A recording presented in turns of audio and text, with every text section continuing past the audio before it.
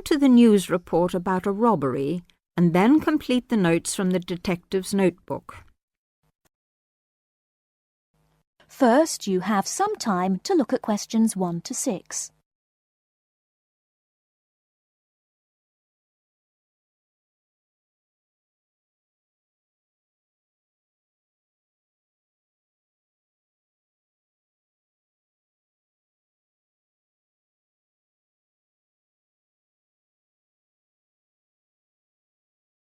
Now we shall begin. You should answer the questions as you listen, because you will not hear the recording a second time. Listen carefully and answer questions 1 to 6.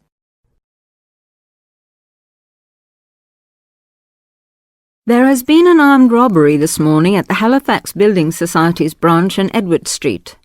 John Brinks is at the scene with Detective Sergeant Henry Lawson. Detective Sergeant, can you tell us what you know about the robbery?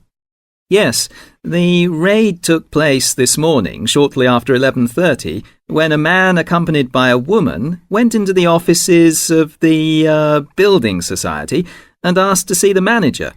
There were no other customers in the building at the time. They were let into the manager's office and the woman produced a gun from her handbag. Then they took the manager back out of his office and made him tell the cashiers to hand over all the money they had in the tills and in the safe. It came to about $25,000. Presumably, you have a number of witnesses. Yes, we have a good description of both of them. The man was about 1 meter 80 centimeters, around 35 years of age, with blue eyes and short curly red or ginger hair. He was wearing jeans, a green sweater and a 3/4 length blue coat.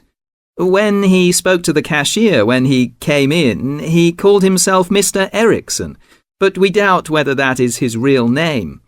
But we do know that may be his real name. He also spoke with a strong Scottish accent, which may help us to trace him. Before you hear the rest of the conversation, you have some time to look at questions 7 to 10.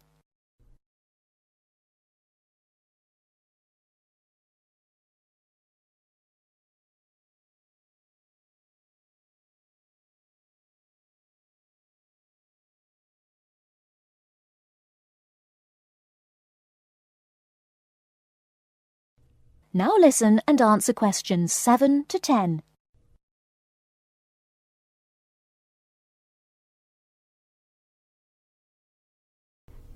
And what about the woman?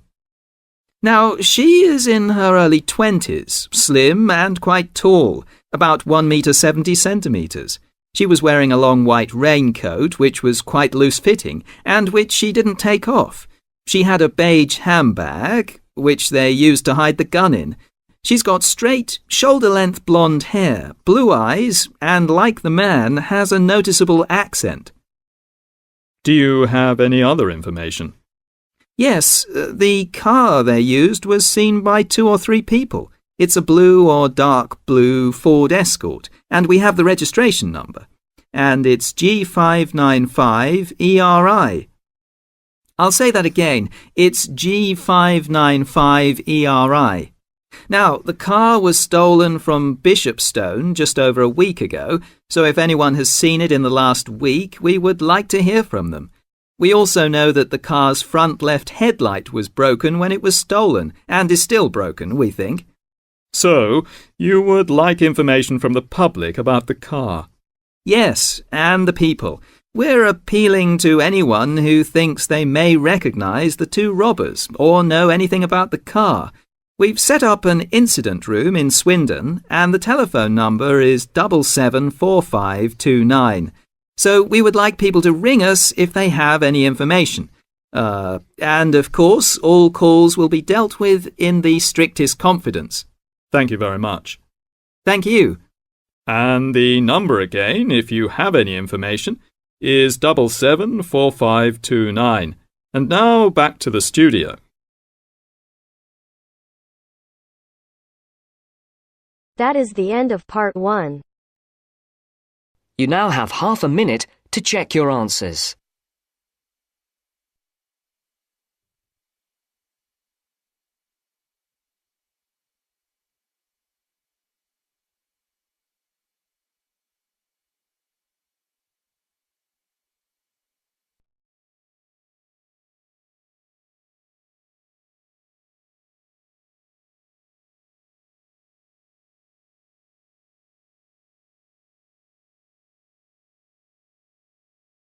Now turns to part 2. Part 2.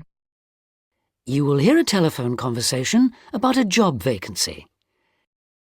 First, you have some time to look at questions 11 to 15.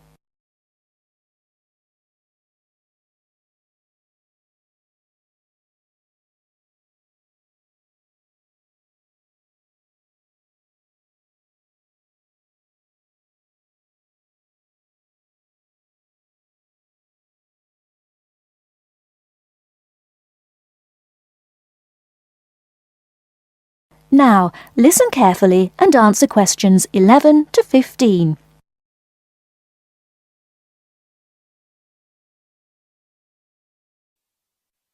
Hello, Top Job Employment Agency. Ellen Sykes speaking. How can I help you? Good morning. My name's Steve Collins and I'm calling about the call centre job advertised in today's paper. For an operative handling credit card inquiries? Yes, that's right. The wages and working conditions are all in the ad, so what I'd like to know now is what the work actually consists of. I should explain that I'm a student looking for a summer job, not long-term employment. That's okay. The people at Intercard say they've always found students to be honest, which of course is essential in this line of work, and they have the basic IT skills needed there. Apparently, there have been a few who didn't find it easy to get there on time in the morning, but in most cases their punctuality is as good as anybody else's. Anyway, about the work. And I know a bit about this because, as it happens, I've worked there myself. Really? Yes, for about a year. You'd find that most callers would be people wanting to check the balance on their cards, query payments made and so on. And from those who've had their card stolen? No, they ring another number for that, an emergency line. People also call that number if they lose their cards. And what are most callers like? I mean, what kind of people are they? All sorts, really. All ages, every kind of background. Though one definite trend is the change in the number of women. Nowadays, they make up around 55% of the total, whereas years ago, there used to be a majority of men calling. At one time, I heard, as many as 3/4 of all credit cards were actually held by men, but that must have been long before I was there. It's certainly different now. So to do this job, what sort of experience do I need? None, really. Have you got a credit card yourself? Yes, I have. Then you probably know quite a bit about them already. And as a student, you're obviously intelligent, which of course you need to be for the job. So after a day or so working with an experienced operative, I'm sure you'll have picked up enough to deal with routine inquiries, which of course most of them are. But there are bound to be questions I can't deal with, at least at first. What happens then? In that case, you can ask a supervisor. They're very helpful to new staff. I think I like the sound of this. What do I do next?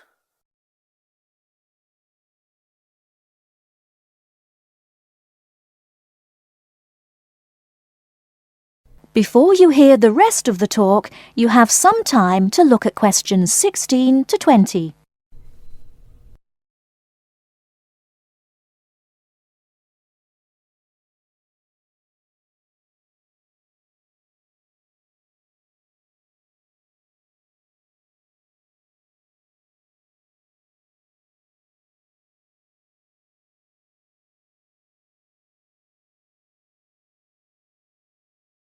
Now listen and answer questions 16 to 20.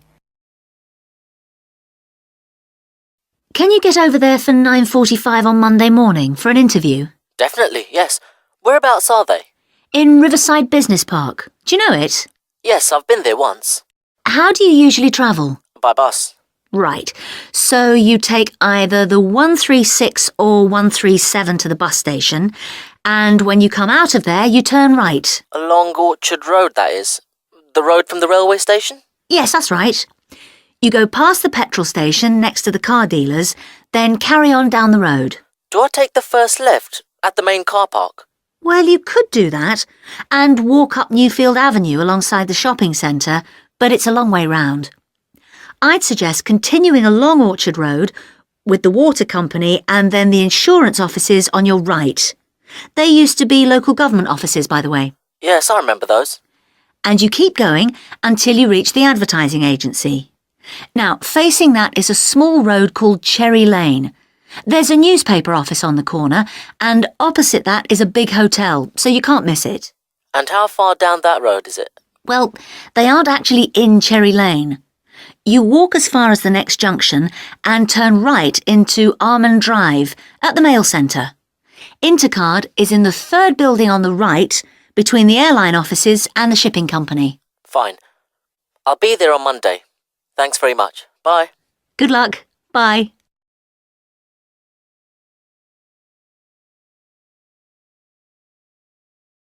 That is the end of part 2. You now have half a minute to check your answers.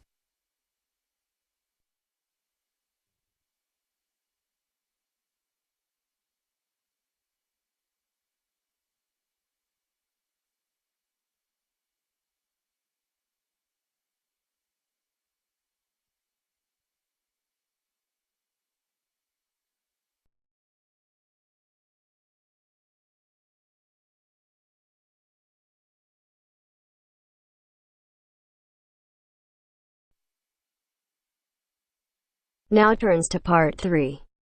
Part 3. You will hear two geography students, Jack and Katie, talking about a field trip to Kenya in Africa. First, you have some time to look at questions 21 to 24.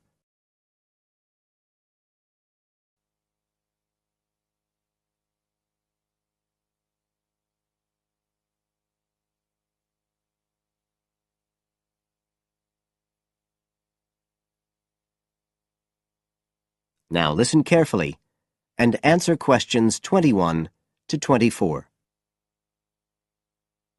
Katie, hi. Thanks for inviting me round. Oh, thanks for coming. I know you're up to your neck in finals revision, but I've got to make up my mind about next year's geography field trip, and I'd really like your advice. We've got to choose between an African trip and one in Europe. They've told us a bit about both trips in the lecture, but I really can't make up my mind, and I know you did the African one last year. That's right. So, where exactly did you go? I mean, I know it was in Kenya, in East Africa. Yes. Well, we were right up in the northwest of the country. It was beautiful. We stayed in a place called the Marich Pass Field Studies Centre. Right. Dr. Rowe said the accommodation was traditional African-style cottages. He had a special name for them. Bandas. Yes, they're fine. You have to share, 2 or 3 people together.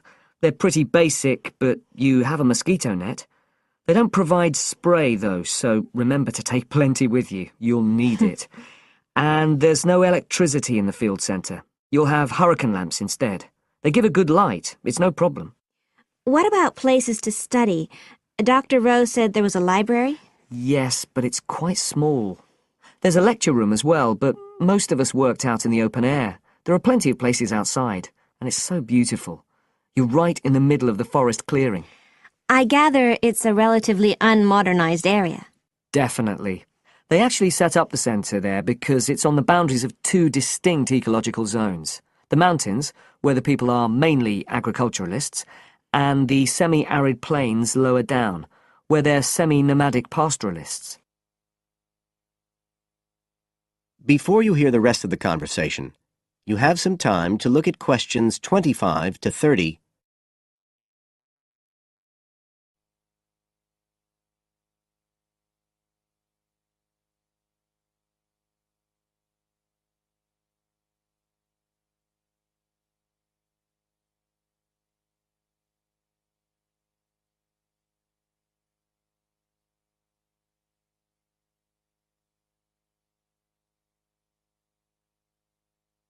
Now listen and answer questions 25 to 30.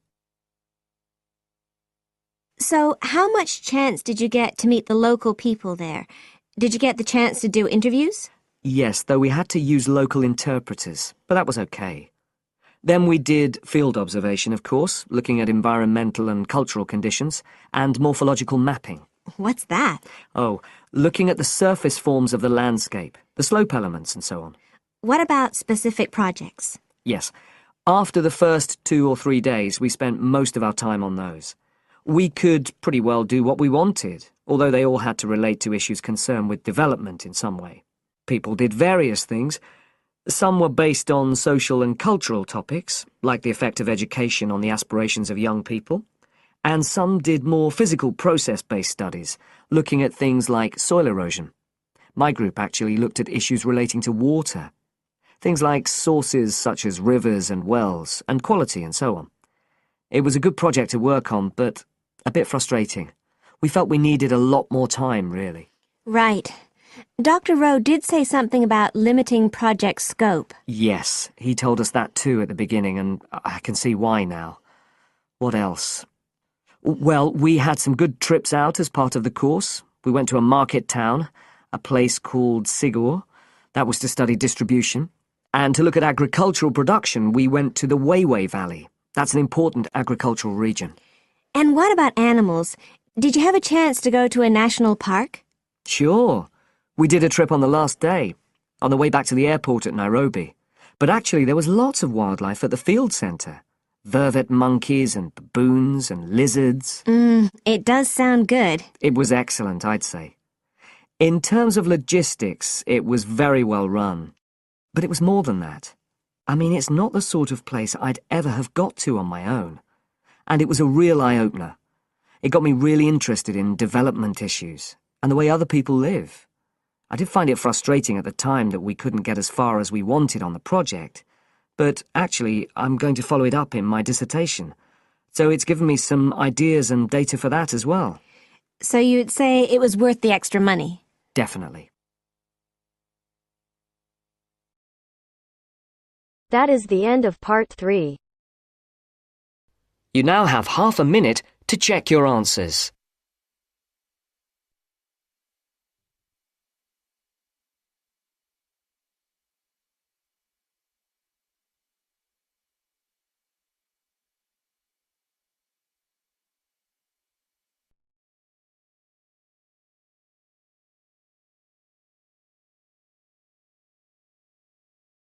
Now turns to part 4.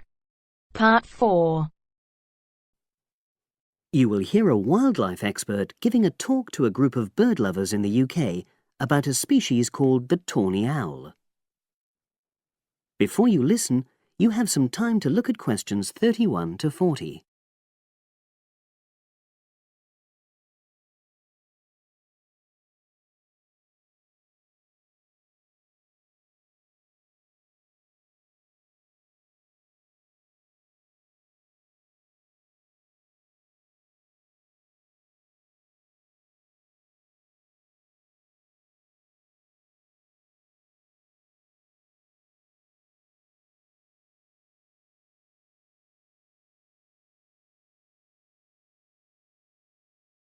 Now listen and answer questions 31 to 40. Good evening, everyone. You're all likely to be familiar with pictures of the tawny owl. Because of all the owl species in the UK, it's actually the most common one. But the chances are that you're more likely to have heard one than actually seen one, as it's also strongly nocturnal. This means that it normally ventures out at night. So, what kind of habitat does the tawny owl prefer?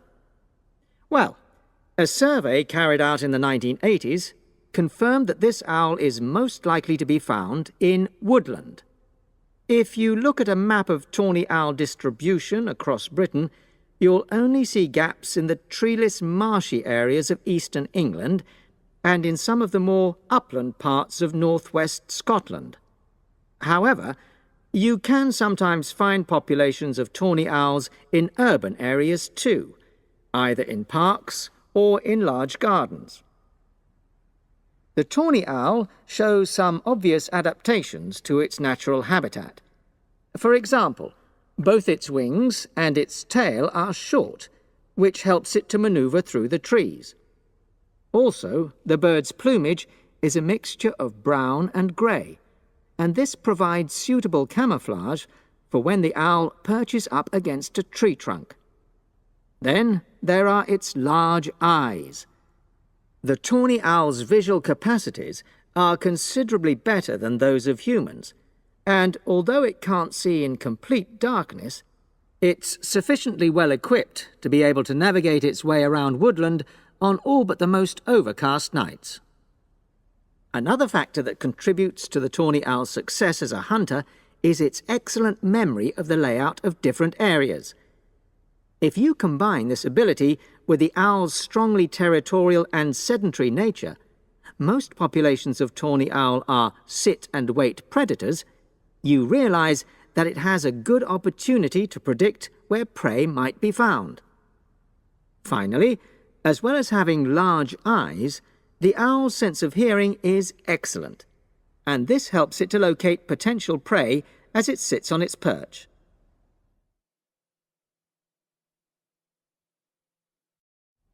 Turning now to the tawny owl's diet.